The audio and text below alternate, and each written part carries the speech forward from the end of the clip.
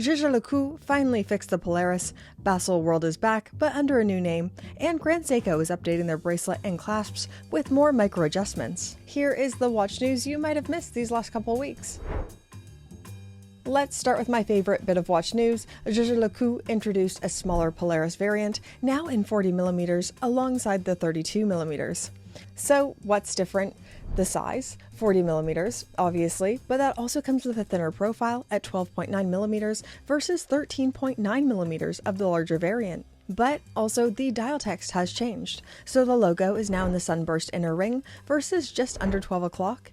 This is a massive improvement in my books, so much more balanced, and the automatique at the 6 o'clock placement has been removed altogether. Other than that, everything is the same, so same movement with the JLC automatic caliber 899 giving 70 hours of power reserve, same dial effect with the lacquer fume, sunburst center section, grained inner dial, and internal bezel. I think this is a big win for enthusiasts. I've always loved the Polaris, but the 42mm was just comically large on me. The smaller size is going to make this style so much more doable for so many people. And also a lower price, retailing for £9,250 versus £11,200.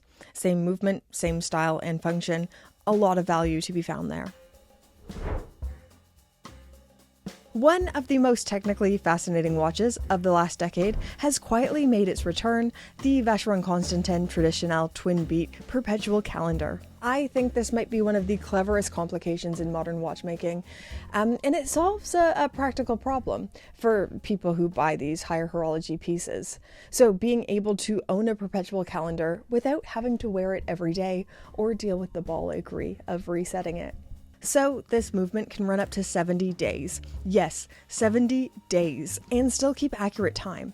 This is achieved by being able to switch between beat rates, either high beat 5 Hz with a 4-day power reserve, or a much slower 1.2 Hz, almost acting as a standby mode. So the caliber 3610 QP has 2 separate gear trains for the 2 regulating systems that is engaged by a V-shaped spring on the movement, and when active, switches between the modes. First introduced in 2019, it quietly disappeared from the catalog shortly after winning the GPHG Innovation Prize. This re-release is aesthetically very similar, with the futuristic skeletonized layout, clear discs that display perpetual calendar, date and month, hand guilloche, but then the Dauphine hands that provide legibility.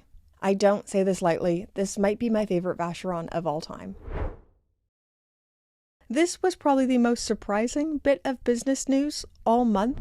Basel is officially returning to the watch calendar, but not as Baselworld. Instead, a completely new show called Basilia is launching in April 2027. The idea seems to be creating an exhibition for the brands that either aren't invited to Watches and Wonders or don't fit within that ecosystem, with a particular emphasis on Asian brands and more accessible jewelry and watch brands. Half of me is a little confused by this. I mean, Watches and Wonders has taken over as the dominant force since its advent, and convincing brands to invest in a second major show in that exact same month won't be easy. But with that said, more competition is rarely a bad thing. The new Basilia show is planned for April 2027 in Basel. Exhibitors have yet to be announced. But you know what isn't yet to be announced? Because I'm about to announce it. It is the newest drop from today's fabulous video sponsor, IFL, who have just launched this. The Citizen Soyotsa Shore Mako, limited to just 200 pieces. I've said it before, and I'm going to say it again. This is my new favorite IFL, far and away. So the dial features a school of fish ringed by 3 circling sharks. It's not a story of violence though, it's about instinct, the silent moment before something big happens, and we don't know the outcome of that something big yet. The dial is captivating, so it is hand-painted, but this time employing a new enamel paint technique. The open water is finished in a polished, almost glass-like surface, and the stone and algae of the seabed are worked in a matte texture. There's so much texture, it almost looks three-dimensional, and it works perfectly with the matte blue bezel of the Soyotsa Shore. If you're not as familiar with this watch, it's a great all-rounder, so versatile. So a 40mm case diameter in stainless steel, it works for smaller and larger wrists alike, 100 meters of water resistance, and through the display caseback, we see the Citizen Caliber 8210 automatic movement, which gives 42 hours of power reserve. If you want to check out this watch or just see what else IFL has on tap, go click the link in description. It will take you to the IFL website. Don't sit on it though. These are super limited, only 200 pieces worldwide. Go click that link, and thank you so much to IFL for sponsoring this video. So usually auctions aren't really my thing. It's essentially just a bunch of very rich dudes spending insane levels of money for fun. I don't know, maybe I'm a little bit boring. I just don't find myself attracted to big price tags and big flashy articles like that. But I do think the Phillips New York auction results punctuate how the industry is changing and the winds might be blowing differently. So the most talked about brand wasn't Rolex. It was FP Journe. Once again, what was particularly interesting wasn't simply the record price. It's what those prices are telling us about the wider watch world.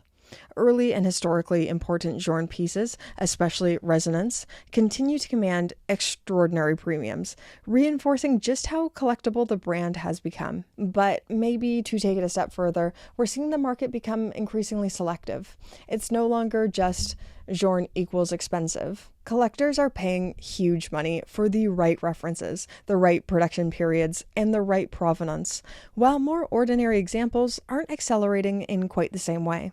I know this is pie in the sky stuff. That doesn't affect the average collector. Like, I can't even wrap my head around the idea of spending $14 million on a single watch. I can't even conceive of spending that amount of money on one thing. I can't even conceive of having that number. But it does signal a change in what super rich dudes are buying. They seem to be leaning more indie, but safe indie, if that makes sense. Let's come back down to earth, one of the most enthusiast-friendly releases of the month. Grand Seiko has updated its core Evolution 9 collection with redesigned bracelets that taper more elegantly, but perhaps more importantly, they've finally introduced an on-the-fly micro-adjustment clasp. If you're a watch geek, you already know this. This is nothing novel. The biggest complaint most of us have with Grand Seiko is their bracelet and clasps. The finishing has always been excellent. Design, fantastic. But the lack of micro adjustment has been one of the biggest complaints for years. So this is less of a big new flashy release and more of Grand Seiko ticking off one of their last big major flaws or weaknesses. It's not the sort of update that will dominate Instagram, but for people who actually wear these watches every day, people who are actually interested in buying one, it's arguably one of the most meaningful improvements we've seen from them. And the final piece of industry news, Breitling has officially announced its house of brands will be exhibiting at Watches and Wonders from 2027 onwards. Now, this is a much bigger deal than it first sounds. I was always surprised that Breitling didn't exhibit at Watches and Wonders. It has become the center of the watch calendar, and Breitling is a big name. It was weird to not be in that ecosystem. But now, it's not just Breitling. We're also talking about Universal Genève and Gallet. I've gone to Watches and Wonders these last 2 years. I'm hoping I'll be lucky enough to go in 2027. And I'm very curious to see where they'll be exhibiting, like physically where in the PAL Expo. Will they be near to each other, far? And how will their displays look and differ? Because they have very unique and different identities. Returning to the Basel versus Watches and Wonders conversation, it's a pretty big vote of confidence to have Breitling attending the latter. We're seeing the biggest players gradually consolidate around one event, making it harder for alternative shows to compete. Actually, on that note, I feel like all the news we've seen in June has been revelatory and pointing to this thing that the wider watch industry is struggling with.